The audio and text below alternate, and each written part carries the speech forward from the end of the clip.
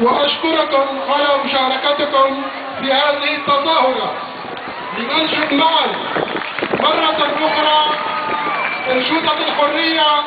آزادي آزادي.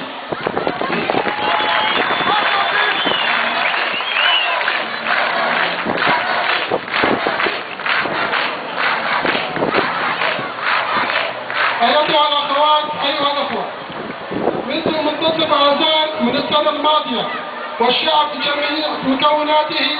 يخوض نضالا ثوريا يعتبر اليوم نموذجا جديدا من الثورات الشعبية العارمة في النهوض والانضفاض، مطالبا ضروريا بما فيها حق شعبنا الكردي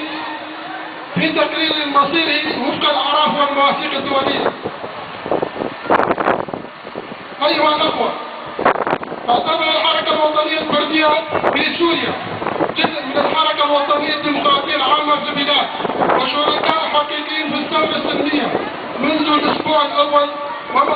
وبالتعاطي الجماهيري معها وسماع صدى آزادي من درعا جنوبا إلى أدلب شمالا ومن بوكمال شرقا إلى اللاذقية غربا